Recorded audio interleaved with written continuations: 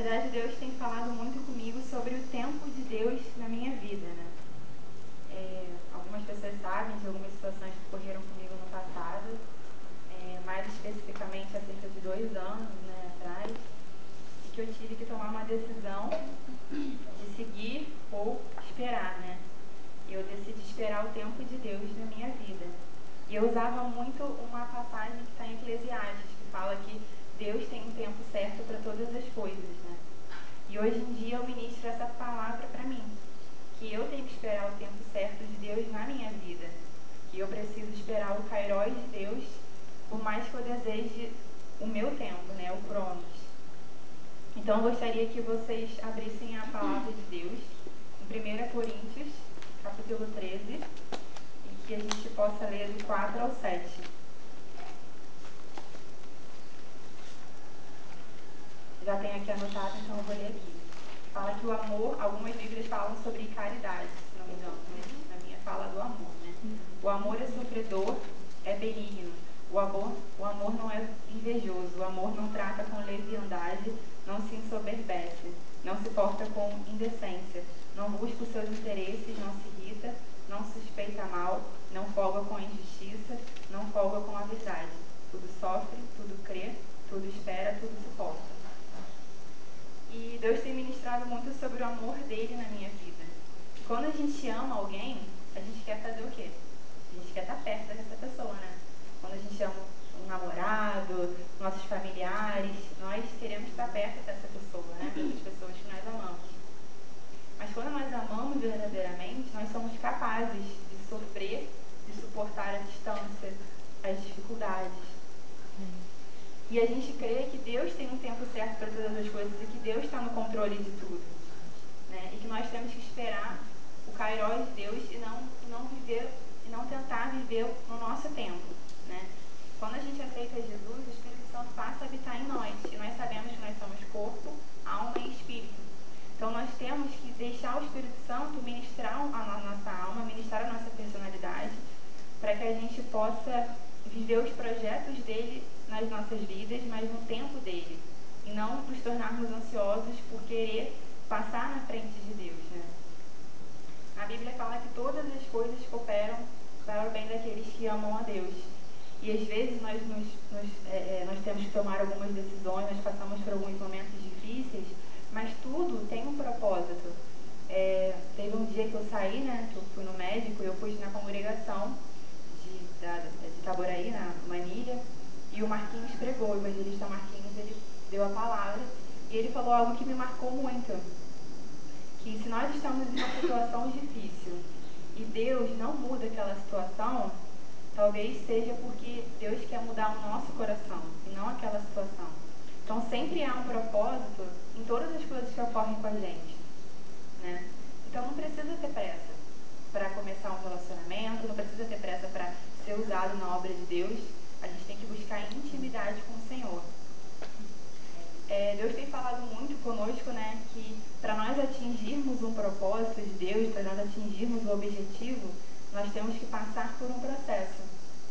E eu quero só falar uma coisa, que nem no dicionário, vitória vem antes de trabalho, vem antes de processo, vem antes de confronto, vem antes de rendição, de quebrantamento. E assim também é na nossa vida, né? E nós devemos passar por esse processo. E esse processo nos leva ao quê? Nos leva a um relacionamento com Deus. Todas as demais coisas, elas nos vão ser acrescentadas se nós buscarmos o reino de Deus e a sua justiça.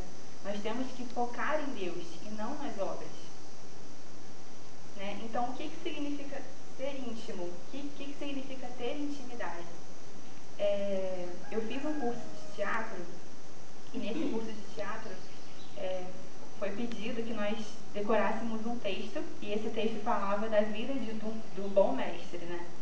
Eu não me recordo muito do texto, mas a essência Deus ministrou no meu coração. Então eu vou dar um outro exemplo, só para ver se vocês conseguem entender também.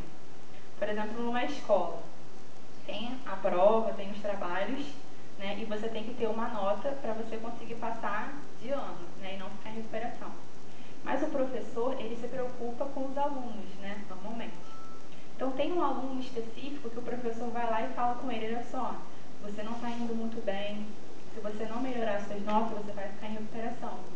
Então esse aluno ele passa a ter aulas de reforço com esse professor.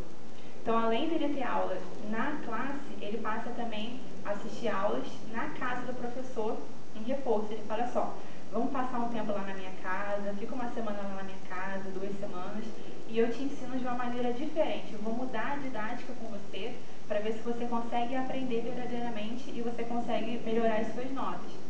Então esse aluno, ele vai passar mais tempo com o professor e ele vai visitar aquele professor no ambiente, no lar dele, né? No ambiente que esse professor, um ambiente íntimo, né? Que é a casa do professor. Então ele vai poder conhecer os móveis da casa dele, vai poder saber se ele é moderno, se ele é mais descontraído, se ele é uma pessoa clássica, né? Vai conhecer um pouco dos costumes, dos hábitos desse professor. E assim é com Deus nas nossas vidas, né?